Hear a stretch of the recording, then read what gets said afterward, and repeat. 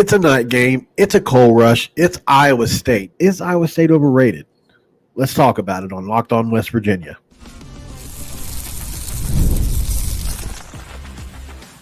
You are Locked On West Virginia, your daily podcast on the West Virginia Mountaineers, part of the Locked On Podcast Network, your team every day.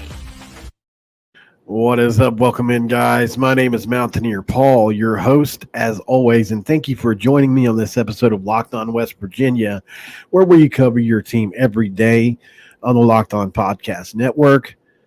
This episode is brought to you in part by FanDuel. $5 in bonus bets. Pretty good deal. You get $200 back for $5. You can't do much better. It's guaranteed. All you have to do is go to FanDuel.com to get started. Once again, place your first $5 bet, and you'll get started with $200 in bonus bets, guaranteed. FanDuel.com. On today's episode, we have a special guest.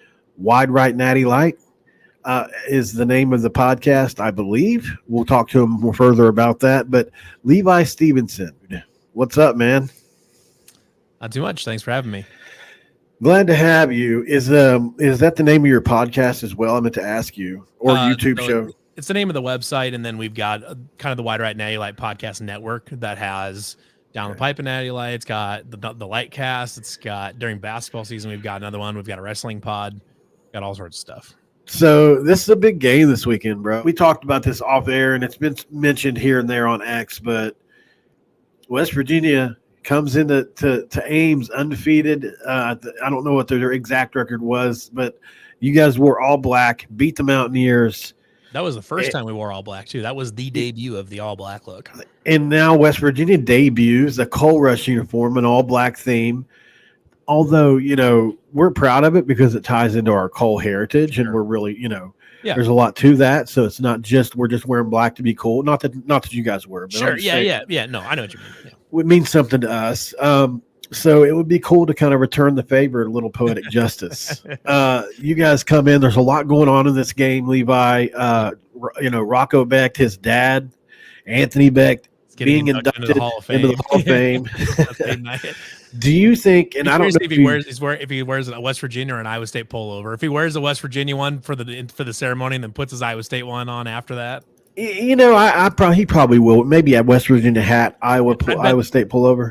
I bet he wears a West Virginia pullover for the actual ceremony, and then and right after that he switches back to his Iowa State pullover. It's a good question. So my first question to you is, Rocco. I don't know if you've met him or how well you know him, but do you think he's going to put any pressure on himself?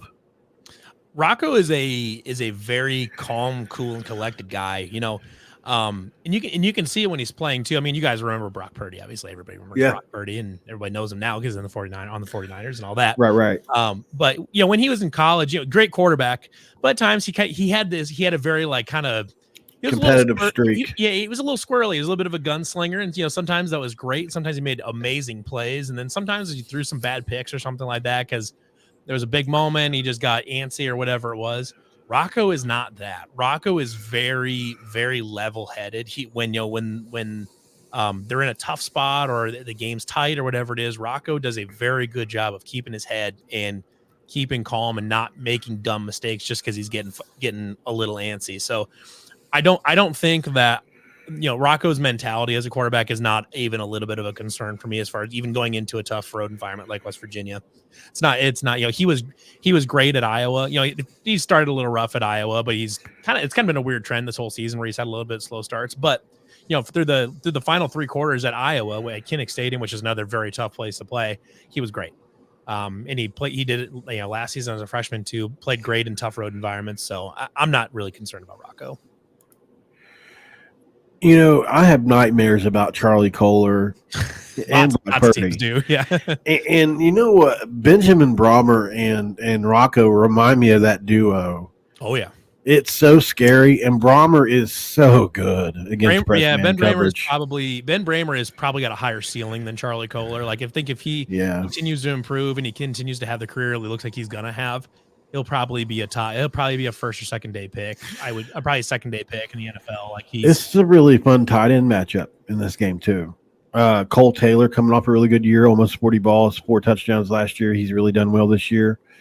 I don't think he's to the level of Brammer. I call him Brahmer. I meant to say Brammer. But Easy, man, easy mistake. yeah. But still a fun tight end matchup, fun quarterback matchup too. I'm curious to know what your perspective is on Garrett Green.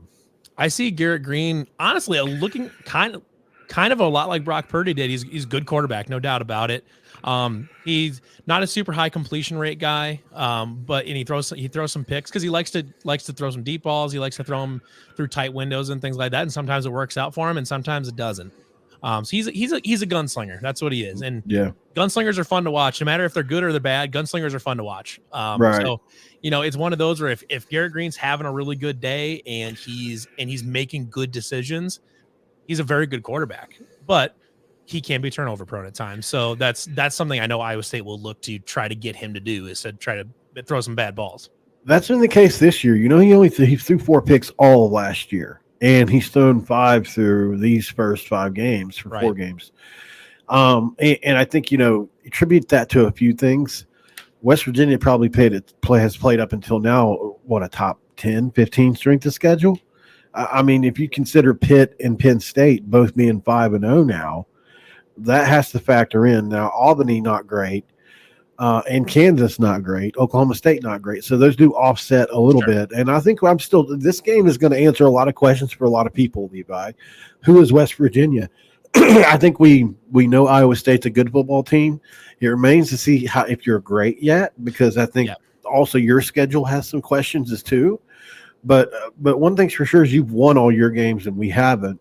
And just because the teams that we've lost to are undefeated, I still don't think it answers the question whether or not West Virginia is that 9-win team coming back off that returned everybody. That was like, I considered us last year's Texas Tech, right? Maybe not the result they had on the field, but looking at us this year, we had that kind of hype going into the season where we were looked at as a dark horse. It's going to be a fun game. Can you tell our people just a little bit about this year's team and what some of the qualities are? And we'll get into the players and the keys here in the next segment. Yeah, Iowa State under Matt Campbell has been defined by the defense. It's been a rock solid defense every single year he's been here. And it is a rock solid defense, and we'll get into the players here in a little bit, but it's a little bit banged up, especially at the linebacker spot right now. But even given the injuries, they've played really well so far this year.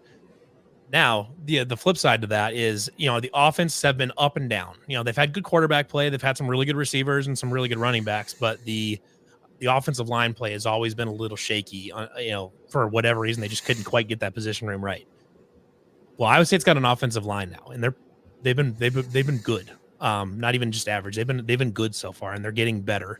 Because one of the guys they brought in, which we'll talk a little bit more about too, but they brought in a couple transfers, from Princeton and Wisconsin that have been very, very good so far. So you're looking at an Iowa State offense too now with a new offensive coordinator, Taylor Mauser, who has had the most impressive start to a coordinator's career I've ever seen at Iowa State. He's easily the most aggressive play caller Iowa State's ever had.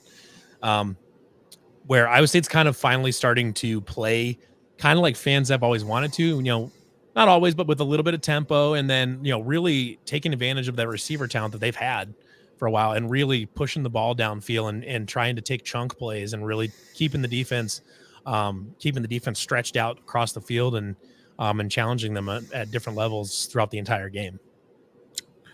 Wow. And so we're going to talk a lot more about that here in a second, guys. We got to get to a break. But on the other side of that break, we're going to talk about the impact players in this game. We're going to talk about a couple questions I have about this Iowa State team and some keys to the game. Stick around. This is Locked On West Virginia.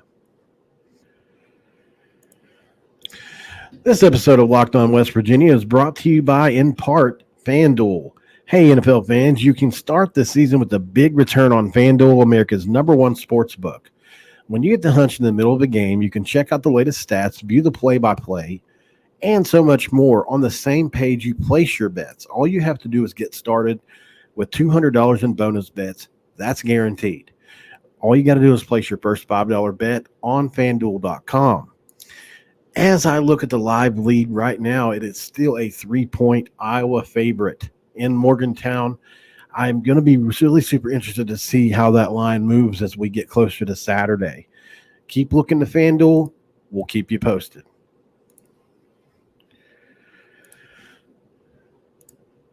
Back with Wide Right Natty Light, Levi Stevenson. So I mentioned a couple questions about you guys. I want to get to those first really quick because you guys have been rock solid on defense. The only place I could see that you guys have struggled is in the run game at times. You've allowed a little bit high of a yards per carry versus Houston at 5.5. Iowa hit you for 200, and North Dakota doubled you up in time of possession. That's exactly what this West Virginia team likes to do. Obviously, they've got a really strong running game, maybe the best offensive line in the conference, definitely in the conversation. You got two guys that are going to be drafted. Wyatt Millen will be a first-round draft pick. Tomas Remack grades in the 80s and 90s on Pro Football Focus as of last week, and Nick Malone's hit 80s and 90s several times this year. You guys are missing some linebackers. Are you worried about that in this game, in this matchup? I mean, some you can't not be worried about it. I would say is generally speaking a very good run defending unit. I mean, they'll give up some yards, but not usually like long touchdowns or anything like that. But you look at the health of the linebacker group specifically, and you can't help but be like, I hope they can slow them down. And I'm sure, typically the way Iowa State's defense works is typically what they do is the linebackers fill gaps and they spill the runs to the outside because they either stuff the middle or they spill the run to the outside where the safeties and corners can come down and make lots of tackles. And that's why if you look at Iowa State's defensive statistics, typically the safeties are actually leading in tackles because a lot of times the safeties are the ones coming up and stopping the run game because it's getting spilled out to the outside. So that's why you'll see like Bo Freeler will be leading the team in tackles or something. And you have three safeties, correct? Correct. So they play a 3-3-3 stack. Right. Which has kind of been John Haycock's signature thing, and that has rippled into the rest of college football and the NFL now. Kind of a fun story how that all went down. But so I'd be silly to not say that like it doesn't concern me because it does. I mean, you look at they ran for 300 something yards against Oklahoma State last week, and you're injured. You got a lot of injuries at that linebacker spot, so naturally that's a point of concern. But the defense had found a way against Baylor to basically eliminate their run game, and has found ways in other games to either bottle up the run game enough to where you force the other team to start throwing. And then you can really let that secondary start shining, which I'm sure we'll get to that in a second because the secondary is very good. Yeah. As far as I'm concerned, if West Virginia gets 150 in this game, I'm not necessarily that worried about it. It just depends on what kind of balance West Virginia is achieving. Because and what I would say is doing on the offensive side of the ball too. So, I expect West Virginia will get some yards, and that's kind of is what it is. And John Haycock's defense typically will give you some yards and then really shut you down in the red zone. That's where really the tough slogging tends to get against Iowa State's defense. So it's a point of concern, but John Haycock is one of the 5 to 10 best defensive coordinators in college football. So I have faith that they will get something figured out for that. So give me some impact players on this Iowa State team. Give me 3 for each side of the ball if you can, if that's enough. I know you guys are really good. So yeah, defense is especially as the secondary. The secondary is very good. I would say it's the best in the conference, and I'm not sure it's all that close. I think it's pretty clearly the best secondary in the conference, and I'm sure that Georgia or somebody else has a group of safeties that may be better, but I wouldn't trade them for Iowa State's group. You've got Penn State, man. They're good, but even then, I'm not sure if I would trade Iowa State's for Penn State's, even if Penn State's are like marginally better. Bo Freeler has played 1 million snaps for Iowa State. He's somehow gotten better this year. He's about as rock solid as safeties come. Jeremiah Cooper's back there. He's a ball hawk. Picks off a ton of passes. And Malik Verdon he's probably the best NFL prospect of the group. He's like 6'4", 220 as a safety, and he runs really well. He's a good run defender. He'll defend passes very well. And then they've got guys behind him, Jamison Patton and Trayvon Howard sitting behind him. They're 5 or 6 deep at safety with Big 12 level starters. They've got All-American caliber players on the first line, and then they've got Big 12 starters on the backup line. So they are rock solid across the secondary. And then we got Darian Porter, Miles Purchase, Jontez Williams at corner. All three are starter level players, and they've been very good so far this season. If Iowa State can get into a position where they're forcing West Virginia to win by Garrett Green throwing balls into the secondary, I think that is a matchup that Iowa State really, really likes. I think Iowa State will believe that they can force Garrett Green to throw in some tight windows and really pick off some passes. Because Iowa State's done a nice job of forcing turnovers this year. I can't remember exactly what the ranking is, but they're in the top 10 to 15 teams in forced turnovers this year, and in turnover margin, fewest penalties committed, things like that. So they're got a good job of taking care of business, not committing penalties and whatever. And they've been turning teams over pretty well. So that secondary is kind of the key to this whole thing. The defensive line has been solid. They were a little bit banged up against Baylor, but it sounds like pretty much everybody should be back. They're fine. The defensive line is kind of an odd thing in Iowa State's defense where they're really not necessarily a pass rushing unit by themselves. You're only usually bringing three. They're not going to generate like a ton of sacks by themselves. So what their job is to kind of contain the pocket and make Garrett Green throw in through 8 defenders, 5 of which are, 3 of which are basically all American caliber players, and the other 5 are all Big 12 players, so they're going to try to do that. And then typically what you'll see, and I would be willing to bet this is what you'll see on Saturday too, is Iowa State early on will stay in a very simple base defense, and they'll let West Virginia get a little bit. They'll do the bend don't break thing for about a quarter and a half. And then you'll see a switch flip, and you'll see edge blitzes, you'll see combo blitzes, you'll see kind of odd coverages where maybe Bo Freeler will come off and then a linebacker will drop, Cooper Ebel will drop back in coverage, something like that. It's an interesting thing, but that secondary is really the key to the whole thing working, because they're so good. Offensive side of the ball, impact players, there's quite a few of them, but I think you'd be remiss to not at least name Jaden Higgins, Jalen Knoll, and since we already talked about Ben Bramer, I'll go away from him. I'll say Jalen Jackson at running back. Knoll and Higgins are probably, if Tet McMillan was not in the Big 12, Jaden Higgins is the best receiver in the Big 12, and he's a high level pro prospect. He's not going to be. It's a shame because he's probably not going to be thought of this way because he's only going to play 2 years at Iowa State. But for my money, I would almost argue he might be the best receiver to ever come through Iowa State, which, in the last decade, you've had Alan Lazard, Nakeem Butler, and Xavier Hutchinson. You've had some really good names come through. He's probably the most talented one.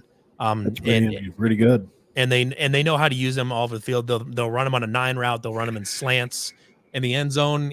They'll throw fades to him. They'll throw like a back shoulder fade to him, but he'll underthrow a back shoulder fade and then basically post out and then box out this corner, which Jaden Higgins is 6'4", and at this point we've seen him do it enough where it's about an 80-20 ball at this point where Jaden Higgins is going to catch it.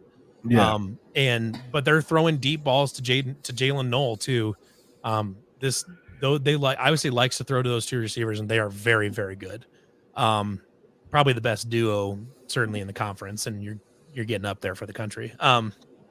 Jalen Jackson is an interesting running back that West Virginia fans may not. If you haven't watched an Iowa State game this year, you probably don't. I've watched him a lot. I'd say you probably wouldn't know who Jalen Jackson is if you haven't watched an Iowa State game, because he's a transfer in from Eastern Michigan. The kid's electric. He's about 5'7", 5'8". He's pretty short, but man, the dude is impossible to tackle one-on-one. He's very, very elusive. The top end speed, we'll see, but he can pick up 30 yards with the best of them, and he has a lot of the same qualities that Dave Montgomery did. Now, Dave Montgomery is a much more physical back than Jalen Jackson is, but they're both very similar in that they have very good vision. They're very good at finding cutback lanes and making people miss in tight spaces. And he's one of those guys that can turn a 2-yard gain into a 6-yard gain in a hurry. I've actually seen Neil Brown compared him to Jaheim White, our running back. They're very similar players. Yeah. Which I don't know. Jaheim probably may have a little bit topper in speed. I'm not really sure though. You're splitting hairs between it. Yeah. And then obviously I don't know that you guys have a comp to CJ Donaldson, who's 6'2", 250 pounds, but he's not that big. Carson Hansen has become kind of the power back in the group where if they can run him like on an A gap power, he's going to get you 5-6 yards pretty quick. Right. They don't have. What'd you say? He was 250. Yeah. They don't have.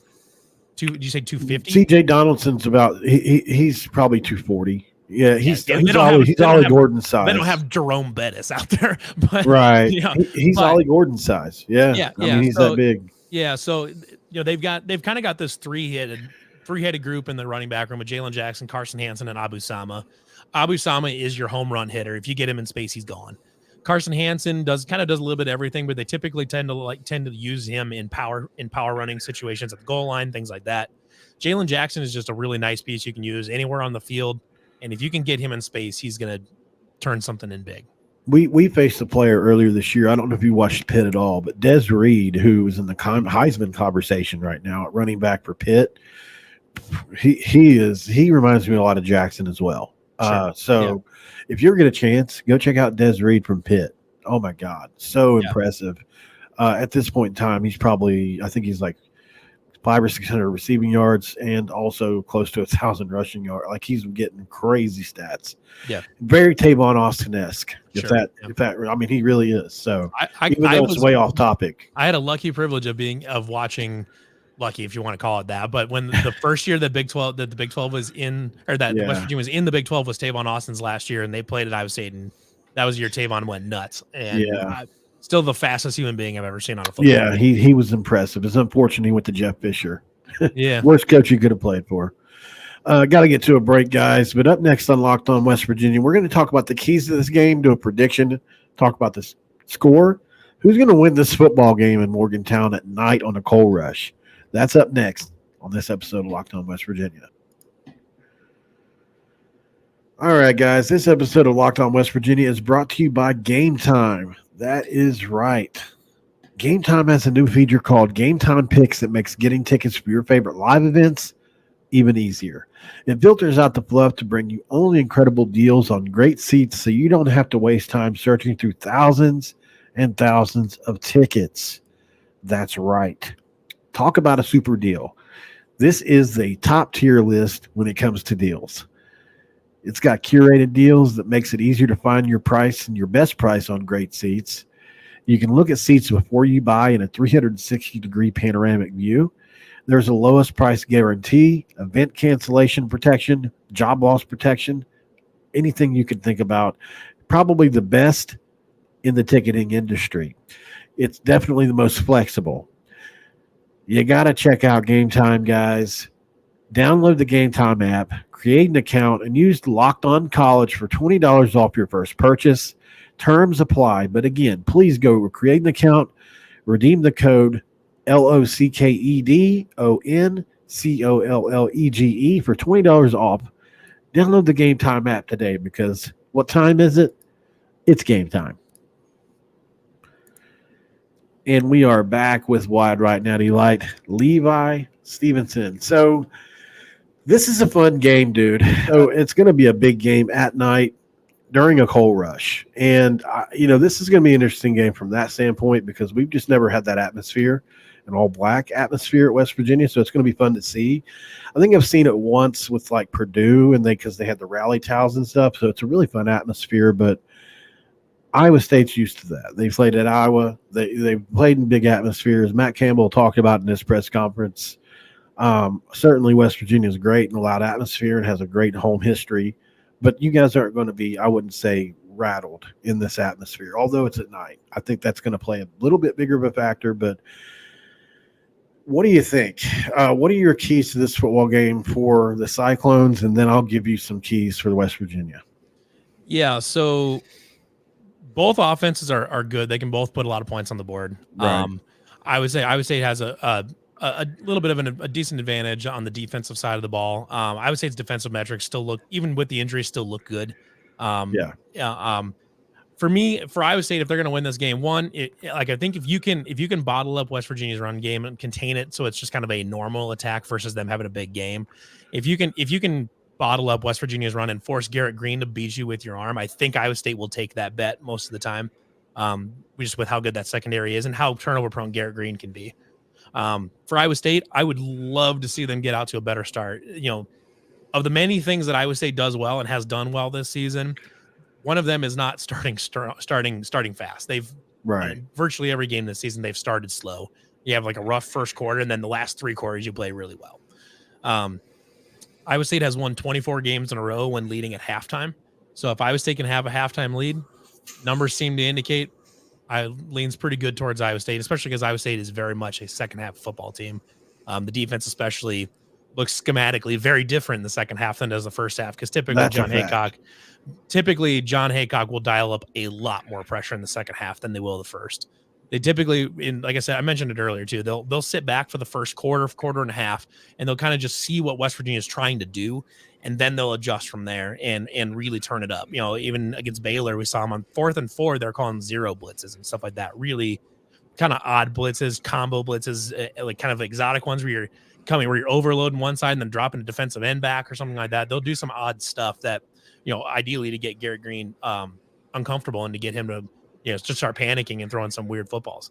So I think if I was taking it off to a good start, I think Iowa State's chances go up quite a bit if they can get, if they can be within a touchdown, tied or better at halftime. I like Iowa State's odds there. Third for this is just to avoid doing what they've been doing all season, really, which is to avoid turnovers and penalties.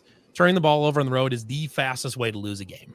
Right. And so if they can avoid turnovers and avoid dumb penalties, weird false starts and holdings and stuff like that, if they can eliminate or at least mitigate to the greatest extent that, that's another one. If Iowa State can take care of that kind of business, I think the talent will be enough to push them forward. I like that. I like those keys. I think for West Virginia, if there's been something you guys have been prone to this year, it's you've let a couple teams beat you in time of possession. That's Neil Brown football. That's what he likes to do, whether he's winning or losing. He's controlling the clock. It's how he likes to play football. It's pretty much the antithesis of what we've seen Big 12 offenses, what they were and what they are now. I mean, a lot of Big 12 offenses play control ball. Yeah, Matt Campbell was kind of doing the opposite of what everyone is, because even Iowa State still likes to play a ball control style too. Yeah, Neil Brown, Matt Campbell, Kyle Whittingham, all three of those, they really like to just sit on the really like to sit on the ball and to just sit on it and take the air out of the game as much as they can typically. And a lot of that has to do with that want to score in a minute and a half. Yeah, exactly. A lot of that has to do, I think, with I had Tony Franklin on the other day, former Kentucky and Auburn offensive coordinator, and he said the reason for that is basically that 3-3-5 you guys play, although you beefed it up.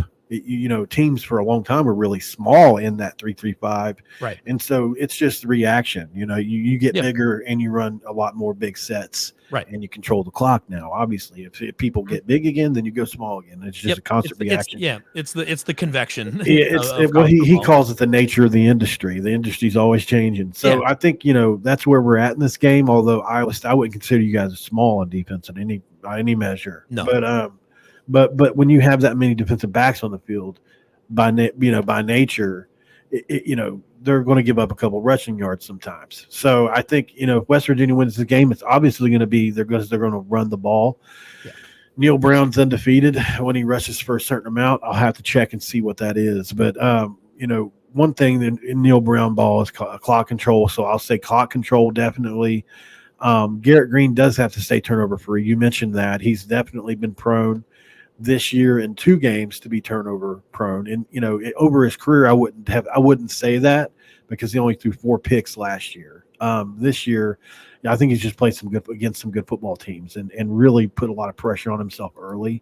So hopefully he stays away from that. And then number 3, I want to see what this defense is, because it was really bad. Like the worst I've ever seen it, on the back end, the first 3 games. And then they've turned it around and held 2 straight opponents under 200 yards passing. So, and then our front 7 leads the Big 12 in pressures, and we have a couple defensive linemen that really get after the quarterback. So that's probably helped our secondary out as much as anything else. So I would love to see what those guys look like, but we got to stop you guys. At the end of the day, we've got to play well. We've got to play better on the back end, especially against you guys. So 2 NFL receivers is going to be tough. It's going to be tough. Prediction time. For me, I love that we're at home. I don't love how hot you guys are coming in. I think there is I think there's a formula for us to win this game. I don't have a lot of faith it's going to happen this week. I think we win the second of the 2 night games that we're going to have back-to-back weeks against Kansas State next week. I just think the way they play sets up a little bit easier of a game for us to win stylistically. So I think you guys win this 31-28. I think it's going to be a fairly high-scoring game. I definitely don't see either team shutting each other out. If you guys have struggled anywhere, it's been in the red area at times this year. So if you do lose, maybe it's because of that. But I still think Iowa State wins this game. You guys are a good football team. Yeah. So, I mean, like I said, West Virginia's running game, I think, is going to be a big key to see what they can do, because, Iowa State's defense is very, very solid in a lot of places. But the running game teams have gash. Now, kind of a little bit of part of that. One thing is like there's some interesting context to look at that with that. Not saying they haven't and they can't struggle against them. But you look at like they give a bunch of yards to Iowa, but Keegan Johnson's also leading. I think Ashton Jane's passed him now, but Keegan Johnson was leading, or not Keegan Johnson, but cannot remember his name, the Iowa running back. But anyways, he was leading the conference. He was leading the country in rushing yards there for a while. He's a very good back. North Dakota is apparently maybe the best team in the FCS, apparently, because they just put up like 70 points the other week. I think they're undefeated outside of the Iowa State game. And then they've played a couple teams, Houston and Arkansas State, that both can't do a lot on offense, but one of the few things they can do is run 2 QBs where they're basically their entire running game is QB power with 2 different power running QBs, which is a very weird thing to try to defend. It's totally different than anything else they play throughout the season. So it's odd because Iowa State has played at least 4 schematically weird teams. Iowa, North Dakota kind of runs this weird ball control FCS thing. Iowa is Iowa. They have their offenses from the 60s. And then you've got Arkansas State doing this weird power run thing. Houston, I have no idea what they're trying to accomplish. And who knows?